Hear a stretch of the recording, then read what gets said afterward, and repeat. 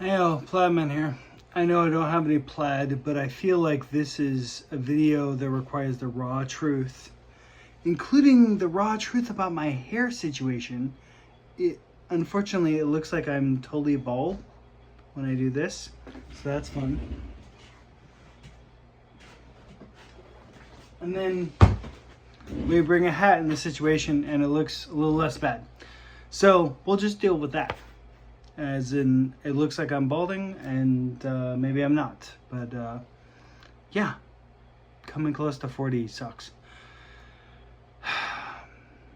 So I'm watching a show called The Jackal, which is based on a movie from the 90s with Bruce Willis and Jack Black as a side character called The Jackal. And it's on Peacock, if you're wondering. Full disclosure, I'm starting really hard to not like Peacock. For one, because it seems like I'm not paying for their premium service. I'm paying for their advertising service. And part of me really hates the fact of like paying $10 a month or whatever it is, and then I get ads all the time. And that would be bad enough, because I can tune out ads as I do with YouTube, because YouTube does ads. But what's extra annoying is I'm mid watching an episode and then I go away and do something else, and then I come back and they're like, cool, we started you on the next episode. And I'm like, no, I wasn't on the next episode. I'm in the middle of episode 3. Why am I starting episode 4? And then I don't know where I am on episode 3 because they've just erased it. They're like, cool, yeah, we're good, we're done. And I'm like, cool, so now I have to like search on episode 3 as to where I am and find it, and then watch, because they have it allocated every 20 minutes or 15 minutes. There's ads that you have to watch, 30 seconds of ads. And what it strikes me as is like, okay, you guys are not even good at your jobs. Like, internet and whatever, like, you don't even understand the concept of, like, no, pinpoint, like, they stop there, pinpoint that, that's good. When they log back in, that person, da-da-da. Like, I don't know programming. I don't know how hard that is. It could be super hard, and I don't know. But, like, they don't do it, and it's annoying. That aside, I will do a separate review about the show, The Jackal. Generally speaking, I think it's okay. But there was this interesting thing that I thought needed to be talked about, which was simply women and this concept of giving them enough. And just to paint the picture, you have this guy, he's married this woman, they've had a baby, the baby's a year old, okay? Now we know that he's a murderer. He's a killer for hire. Okay, he gets paid lots of money to kill people, and he's got this really nice house. Really nice house. I mean, to put a number on it is really hard because it's in Spain, so I don't know what their real estate market is. But if it was in LA, and I live in LA. So if it was in LA, it's like a $20 million, $50 million house, easy. Because it's got a view that's to die for. It's got a pool, and the pool is one of those like infinity pools. So you can kind of like almost make believe as if you're in the ocean. And it's a gorgeous house. And like there's no one around, so it's just super recluse. So he's married this woman. They have a baby. In this beautiful house, like everything she could possibly want, I'm sure she has no issue. My wife's coming in now, so I'm gonna say what I'm gonna say, but I might get in trouble for saying what I'm gonna say because my wife is hearing me say what I'm gonna say. Now, full disclosure, I'm gonna say it anyways because she'd see the video anyways. But anyways.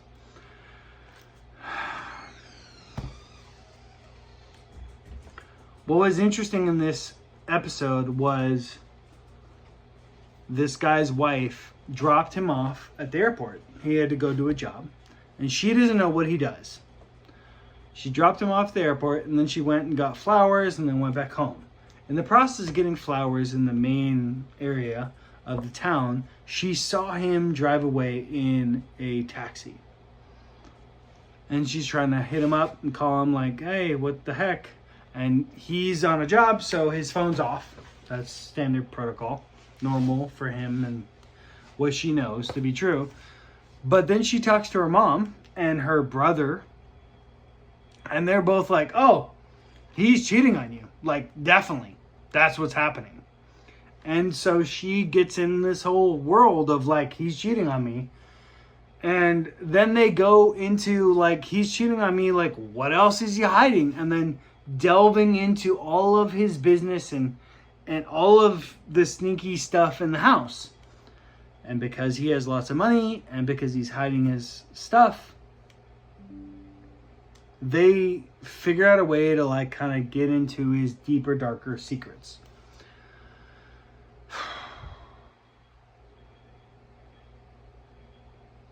And unfortunately, my assassin guy, even though he knows that they've gotten into his deeper, darker secrets, he kind of tries to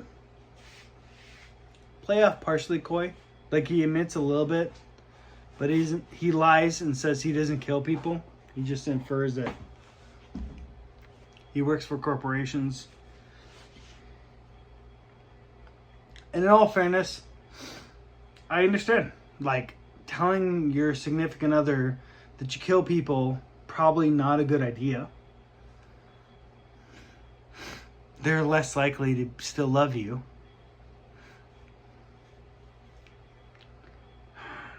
And it is an interesting question because he is an assassin. There's no two ways about it. It's not like he's like, I'm doing the best for humankind. He can't pretend like he's a Marine helping save America. He just kills people for money. So I get that. But what I felt was interesting, and I've run into this a couple times, but this hit me like a ton of bricks, and it really upset me, is that this woman, we're in Spain, there's even an indicator, a conversation, the episode before, where the brother-in-law is like, oh my God, you totally landing on your feet with this guy. As in illustrating that their family doesn't have money, really, at all. Like any real money. And she not only dated but married and then had a baby with this guy who clearly has money. Clearly. Because they're in a really nice house and everything she needs or wants is available to her. And instead of being just thankful, like, what irritates me is that nobody in the family, between the mom and the brother-in-law, is like, you know what? Let's just wait till he comes back. Because we're good right now. We are okay right now. Everything is awesome right now. Instead of that, they have a little bit of concern, and then when she talks to him, she gives him the rigmarole of like, are you cheating on me? Let me see if there's anyone in your bathroom. Yada, yada, yada. Which is totally indicative of like lack of trust. And the guy does like, hey, there's nobody in the bathroom. Like, he's not cheating. He's just doing business that you're not privy to. And it's a fascinating thing where it's just like, where do we lose this idea where men could be like, I work. I'm not going to tell you the work I do. The work I do is what I do. This is what I do. I bring home money. Why do you care what I do? I'm giving you money.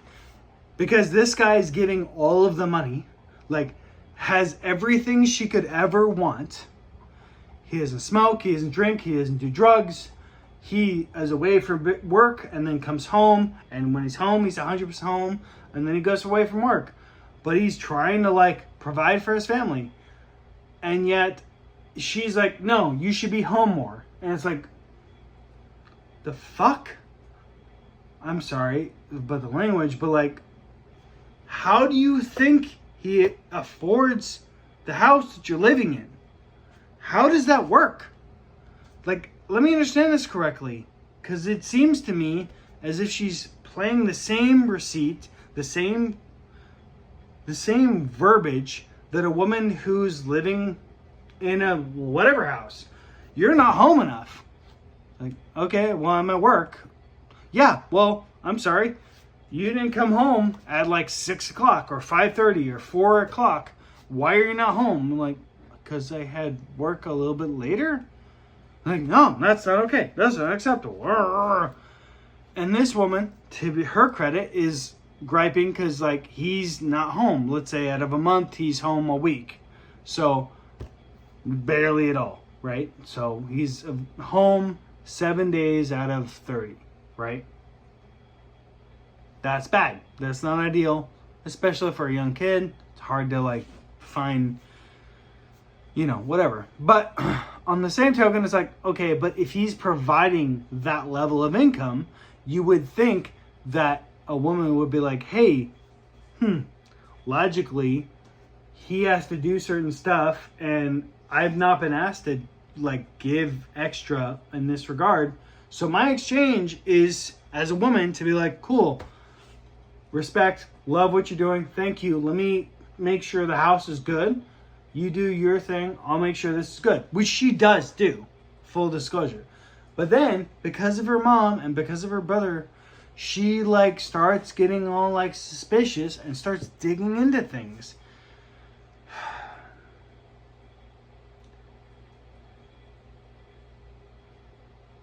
And in a weird way, like, I understand it. But there's this brief moment that really irritated me, where I felt like, okay, it doesn't matter how much money a guy does. Like, if you, as a dude, were like, cool, here, you have $1 million in your bank account, you have a $2 million house, all your bills are paid, you have this nice car, you can do whatever you want. It doesn't matter, because I feel like women will always start digging and be like, well, how do I have this money? And why do I have this time? And why, and dig and dig and dig and dig, and then just... And that's okay. It's not a bad thing. It is just something that women need to acknowledge. Because I've seen online a point where there's a really fun joke, which simply was like, I can't even retell the joke, but it was basically God being like, hey, so I've given you this and this and this, and then Eve was like, oh, Adam was like, oh, that's great, and Eve was like, yeah, but what about that apple tree over there? Further illustrating that you can give a woman all of the things, but it doesn't matter, because she's always going to be like, but what about that? And technically, that is correct, and that is fine. Okay? That is what propels humankind forward. But then, the other thing is, women need to realize, like, if you start asking questions, you need to own the answers. When you get the answers, you need to be responsible and be like, cool, I'm okay with that. Like, hey, basically what it is if you have this amount of money coming in, you need to realize, like, you need to question yourself, do the math yourself, and be like, I don't know how we're getting this money, so I'm going to create a short list of how I'm getting this money. And if it isn't on that short list, or if it's on this other really crappy list, that's how I'm going to react, right? And so if your boy is making money in this bad list, then you react that way. If it's on this list, then you react a different way. And I feel like that is something that women should do just in general, like across the boards. Like, if you're receiving money for things, you should have some sort of thought process behind it. I don't know. That's my 2 cents about it. I love you all. It just, I saw this and it was very upsetting to me that this woman who basically had nothing effectively and she was given everything. And then she's like, oh, I think my husband might be cheating on me because I dropped him off at the airport and then I saw him over here. So automatically assume he's cheating on me. And in her defense, she didn't go there, but her mom brought her there. So that's fine. But part of me is like upset with her because I'm like, no, you should be like, no, my man is not cheating on me. Like, that doesn't mean he's cheating on me. Maybe he went to a different airport. Maybe he did something else. I don't know. I forced him to let me drive him. So maybe, just maybe, he was going somewhere else and had other things to do. I don't know. I'm not assuming that he's cheating on me. I don't like that he's away all the time. But yeah, what woman is going to like her man going away all the time? However, he's given her like everything that women ask for. Like, he's got a 6-pack. He's got making 6 figures. He's got a double 6-figure house. He's everything that every woman wants. And she's like, about, I saw him in a taxi. And then automatically mom's like, he's cheating on you. And then brother's like, oh my God, I'll break his legs. And I'm like, gee. Now I haven't looked who wrote this. And I understand we need drama. But it was so upsetting to me because I feel like it's fundamentally true, like in America. It's not true necessarily in Spain. In Spain, I feel like it'd be like, the mom would be like, no, you shut the fuck up. You make quesadillas.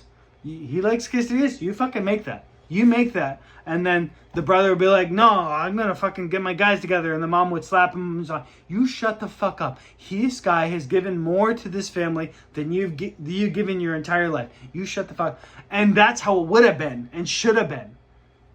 But we need drama. So it's Hollywood. So maybe it's all fake. But I do feel like in America, there is this fake BS of like, men should make this amount of money and be 6-packs and whatever. And I want to say all this and I want to clarify fully. I know that my wife deserves better than me. My wife deserves better than me. I smoke and I drink. And she isn't like either of those things. And both those things are bad. And I have not succeeded in my career at all. And maybe I will later, but I haven't now. And she's been with me for 8 years. And frankly, it seems as if there's no forward progress. So she has every right to be angry at me. But she's still with me. All that being said is like, my wife did not get with me for the money. She's annoyed that I've not done what I wanted to do to succeed.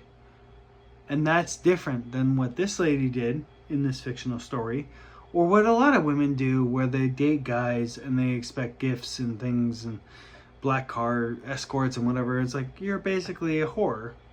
Like, you're just expecting gifts and fancy cars. Like, you're just a whore. My wife is not a whore. My wife is amazing. And my wife is trying her best to push me without pushing me towards my own goals so that we can both benefit from our mutual success together. So there's a big difference. And it is upsetting to me that they did this in the show because it was kind of like cheap drama.